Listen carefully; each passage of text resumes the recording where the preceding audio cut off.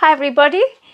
Today's lesson is about vertical circular motion and introduction to it. So what we've been familiar with is horizontal circular motion when the object is moving in a horizontal circle. And the thing is, when we look at the forces acting on something that's moving in a horizontal circle, gravity doesn't really have any horizontal component. Okay, but when we look at something that's moving in a vertical circle, so vertical circle is like the Ferris wheel or a roller coaster when you do the loop. So those are your vertical circles. Now the thing is, because it's vertical, gravity does have an effect. So when we look at something that's going in a vertical circle, so I've drawn a vertical circle here, and let's just look at the forces that's acting on any object that's when it's at the bottom of the vertical circle or when it's at the top of the vertical circle. So as always, you always have gravity force which acts vertically down, and the size of this gravity force is the same the whole time. Okay, in addition to the gravity force, you will also have reaction force, which is, or a support force. And what actually changes the whole time is the size of this reaction force, because for circular motion, you need an unbalanced force that acts towards the center of the circle. So when we look at this, your centripetal force at the bottom of the circle is actually the vector sum of the reaction force and the gravity force. And because they're acting in opposite directions, your centripetal force at the bottom of the circle is given by Fr minus Fg. So your reaction force is always greater than gravity force at the bottom of the circle.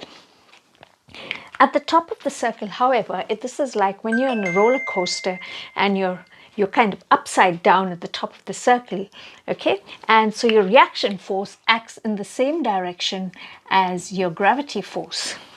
So at the top of the circle, so that's the top of the circle, your centripetal force is the sum of both of these, okay? And can you see they're all pointed towards the center of the circle. Now, if you swing a bucket of water over your head, you can actually keep swinging it, and even when the bucket is upside down over your head, the water won't fall down if you swing it fast enough. However, if you swing it too slow, you're going to get wet.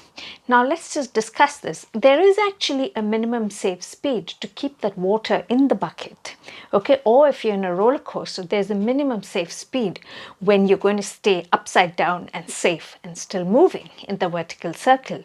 So for this minimum speed, so we're looking at the top of the circle.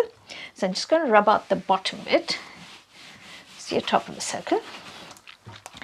Your minimum speed is when you're actually going to feel weightless. So if you're swinging a bucket of water over your head, and for the minimum speed, you find that at the top of the circle, your hand, it's going to feel weightless, whereas at the bottom of the hand, you can actually feel that pull of your muscles.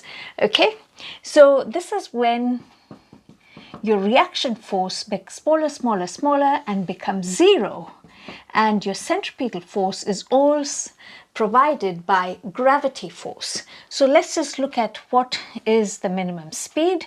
So centripetal force is given by mv squared over r, and Fg is mg. Now if you look at this, m is a common factor.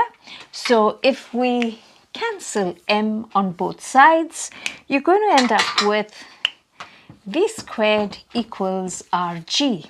So for your minimum speed at the top of the circle where you feel weightless, it's only dependent on the radius with which you're swinging something, not on the mass of the object.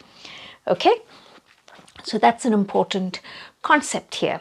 Now, the other thing that I just want to talk briefly about is the feeling of weight. So the feeling of weight always depends on the reaction force.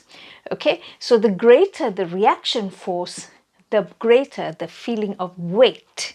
Okay, your mass stays the same. So at the bottom of the circle, what happens is that of your vertical circle, your reaction force is very large. So how are you going to feel? You're going to feel really heavy.